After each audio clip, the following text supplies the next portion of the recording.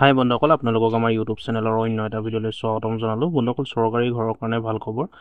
যিসকলে চৰকাৰী ঘৰ লাভ কৰিব সেইসকলৰ কাৰণে ভাল খবৰ আছে, আৰু যিসকলে লাভ নকৰিব সেইসকলৰ কাৰণেও আছে ভাল খবৰ।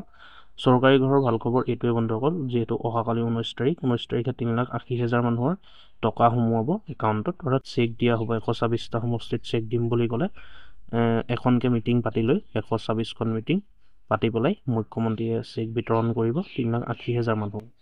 আৰু লগতে কি কি ডকুমেণ্টছৰ প্ৰয়োজন হ'ব বা কি কি লাগিব, কি কি ক্ৰাইটেৰিয়া লাগিব ইয়াৰ কাৰণে, আৰু যদি কোনোবাই অভিযোগ দিব বিচাৰে অনলাইন মাধ্যমেৰে ইমেইলৰ যোগেদি এটা ইমেইল মুকলি কৰা হ'ব। ইমেইলৰ যোগেদি অভিযোগ দিব পাৰিব, বা যিসকলে পোৱা নাই সেইসকলে নিজে জিঅ' টেকিং কৰিব পাৰিব। জিঅ' টেকিং কৰি পেলাই আপলোড কৰিব পাৰিব ফটো আপলোড কৰাৰ পিছত। আৰু যদি কোনোবা জেগাত বোলে কেঁচা ঘৰৰ মানুহে পোৱা নাই, পকা ঘৰৰ মানুহে পাইছে, তেতিয়াও অভিযোগ দিব পাৰিব পকা ঘৰৰ মানুহে পাইছে বুলি মই মুখ্যমন্ত্ৰীক জনাব পাৰিব।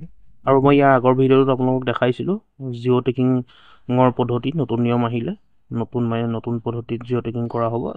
প্ৰথমটোতো জীৱিকা সখী যিসকল আছে আত্মসহায়ক গোটৰ জীৱিকা সখীসকলে জিঅ' টেকিং কৰিব, আৰু মুখ্যমন্ত্ৰীয়ে আশা কৰিছে যে জীৱিকা সখীসকলে যাতে কোনো গণ্ডগোল নকৰে।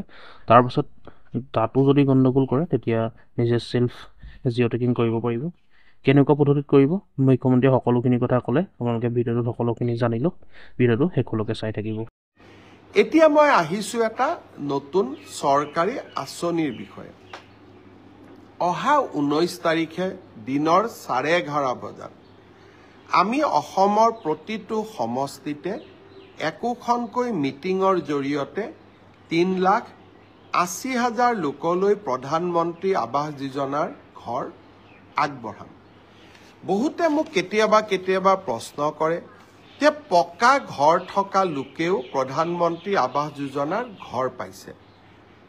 19 তাৰিখে যিসকল লোকে আমাৰ পৰা অনুমোদন পত্ৰ ল'ব আহিব বা চৰকাৰৰ পৰা চেক পাব, তাৰ ভিতৰত যদি আপোনালোকে ভাবে যে কোনোবাই পাব নলগা লোকে এই ঘৰ পাইছে, বা আমাৰ পঞ্চায়ত গ্ৰামোন্নয়ন বিভাগৰ লোকসকলে টকা পইচা সংগ্ৰহ কৰি নাপাবলগীয়া লোকক ঘৰ দিছে, যদিও মই বিশ্বাস কৰা নাই, আপোনালোকক অভিযোগ দিবৰ কাৰণেও আমি এটা ইমেইল নম্বৰ দিম, যাতে কোনোবা পকা ঘৰ থকা লোকেও যদি আৰু এবাৰ ঘৰ লৈছে আপোনালোকে অভিযোগ দিব পাৰিব, আৰু অভিযোগ আমি পৰীক্ষা কৰিম।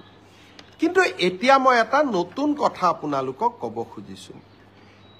এইবাৰ আৱাস যোজনাৰ আমি আকৌ নতুন জিঅ' টেগিঙৰ কাম আৰম্ভ কৰিছোঁ।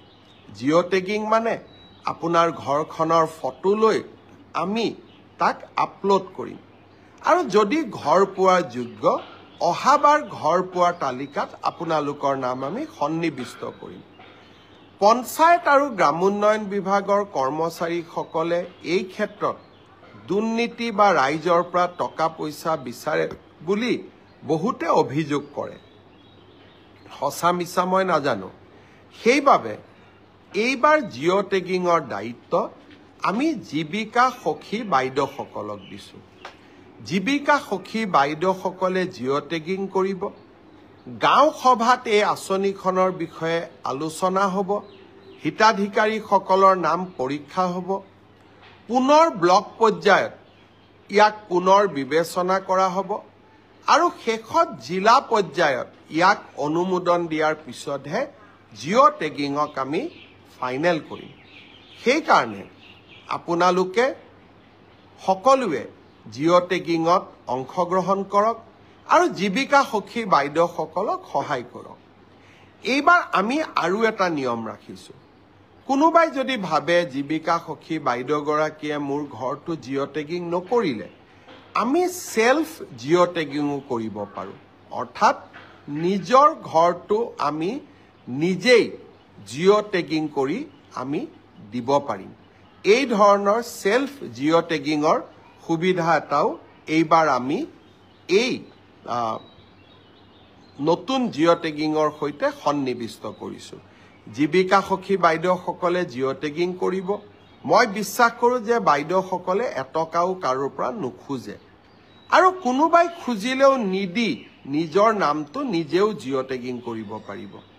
19 তাৰিখে নতুন ঘৰ পাবৰ কাৰণে আমি যি সভাৰ আহ্বান কৰিছোঁ 126টা সমষ্টিত, সেই বিষয়ে মই আৰু অলপ মোৰ ভাষণত তাৰ বিষয়ে আপোনালোকক বুজাই দিম।